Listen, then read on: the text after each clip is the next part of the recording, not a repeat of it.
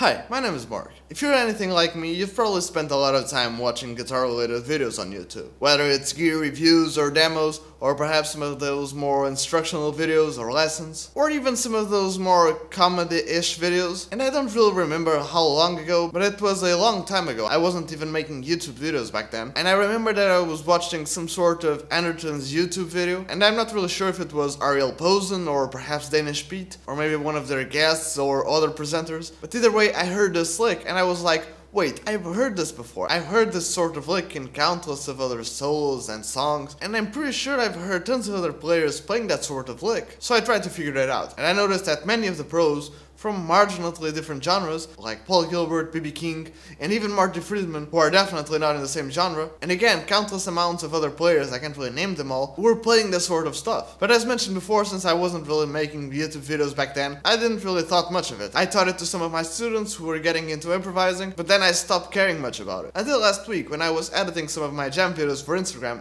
which I think you should check out. And I heard that lick and I was like, wait, I should probably do a video on this. And that's what I'm gonna do. But before I do, I just wanna say, please subscribe to my channel. You're probably aware that YouTube's been acting a little bit weird lately. Even if you subscribe to my channel, you still really not be notified of that channel's content. So if you wanna stay tuned to my content and the content of your favorite creators, you really should subscribe and turn on all the notifications. And since that may or may not work, I highly suggest you follow me on social media. Not only will I post some exclusive stuff there, like improvised solos and jamming over backing tracks, and generally whatever I'm up to at the moment, but I always post there about my videos. Links for the usual suspects like Instagram, Facebook and Twitter, even though I don't really post much on Twitter, will be below, but in general at Mark Guitar. And since you're down there, please consider leaving a like, and perhaps check out some of my other videos after this one. Perhaps you'd like to check out why your modes don't really sound like modes? Or even maybe, how about this really awesome trick to improvise and play over chord changes that is approved by Marty Friedman and Jason Becker? And lastly but not leastly, how Eric Johnson's biggest mistake turned out to be a really awesome lick. All of those videos will be in the card section right there, on the annotations of the end screen, and on the description below. And yeah, I guess now we can get straight into it. Okay, so getting to this specific thing. It's not really something hard to do, you just gotta use your ears mostly. And again, this is a very bluesy, rockish thing to do. And what it basically comes down to is, you know when you're playing the blues, let's say in G? And you do this kind of cat and mouse game of sometimes playing major. And other times you go full minor. Well, we mostly do that to follow the chord changes, right? Since the first chord is a G dominant 7, which is a major chord, we'll play some sort of dominant major stuff.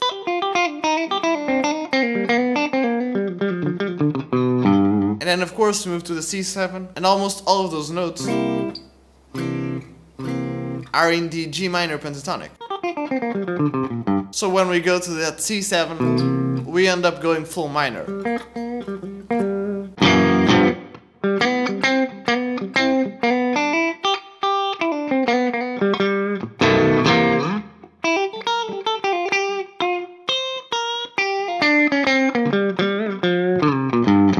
And that of course makes complete sense, right? But again, what many of the pros do, I mentioned some before like Paul Gilbert and B.B. King, and some of the entrance guys like Pete Honori and Ariel Posen, and also all of the other guys who are kind of in that same genre as well. Chris Buck, John Mayer, Kirk Fletcher, Josh Smith, all of those guys end up doing it. And getting straight to the point, what they do is, when you have a modal chord progression, so not just a straight 12-bar blues, when they have a major chord, they also do that play between using the minor third and the major third with your minor pentatonic stuff.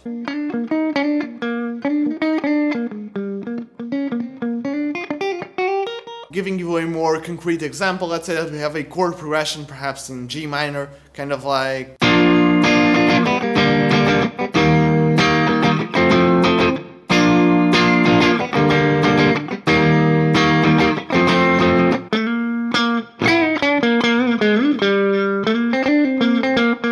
that sort of chord progression, we would try to outline the chords, right? Like...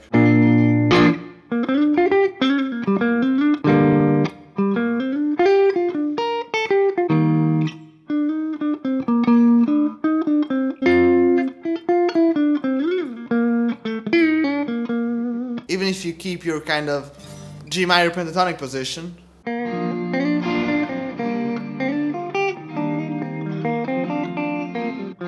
and And in this case we have a couple of major chords, right? We have that A sharp major chord, we have that D sharp major chord, and that F major chord, right? And since we're in G minor, the relative major being A sharp major, what many of those guys would do is when coming back to that A sharp major, doing some of those more blues licks.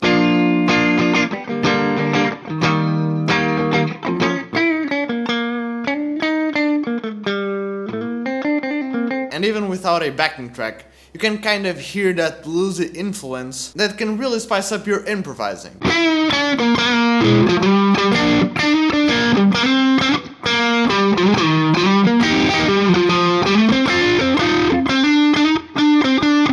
And if you're wondering which style of licks you can use, you should probably visualize it like this. If you know your major pentatonic scale,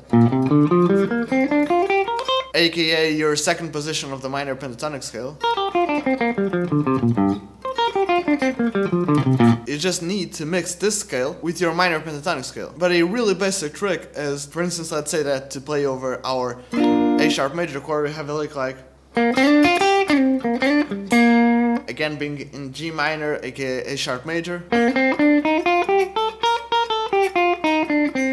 Just sharpen your second note, so instead of doing, you can do, and you can already hear kind of this jazzy, bluesy thing about it. Or even combine them like, and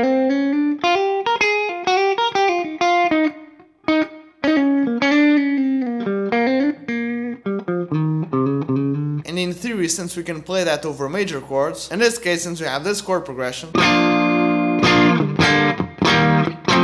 we could theoretically use that kind of minor-ish dominant thing over major, also over the D sharp major chord and the F major chord. You can just do your kind of Hendrix-ish things, but instead of going to that ninth, go to the sharp ninth. And since we talked about sharpening our second note, you can kind of use your dominant seventh. If you're just playing over an A sharp major chord, you can totally use that dominant seventh note. In this case, it's that G sharp note. But if you're playing over a more fancier backing track, then instead of having A sharp major to G minor and all that stuff, if you have something like a sharp major seventh chord, that dominant seventh of yours may really not sound that good over that chord. Just the same if you're having perhaps an A sharp major at 9, perhaps going for that sharp second, that sharp ninth ain't gonna really work, right? And knowing if these notes work or not is one, a work of theory and kind of knowing your way around the fretboard, but also listening. These sorts of licks can sound really cool, but if you're not doing them properly, you may want to approach these on a different way. So yeah, summing it up real quick, if you have any chord progression, those sharp nines over those major chords can work out really well, right? And the same thing with the dominant seventh of the chord.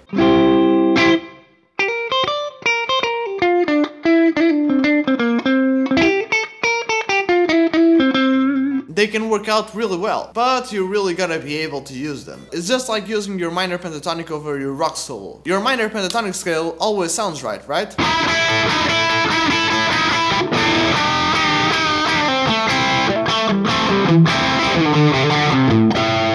But if for some reason you end up on the fourth, or in this pentatonic scale, the third note of the scale,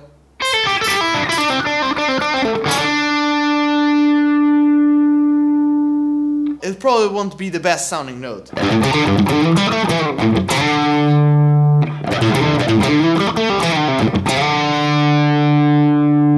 Or even maybe,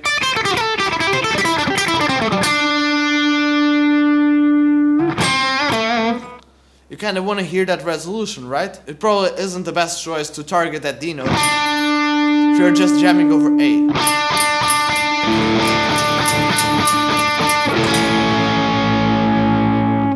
It really wants to resolve, right? If you don't, it sounds weird. And the same with these licks. Thank you so very much for watching. I hope this video was helpful to you in any way possible. And if it was, please leave me a comment below.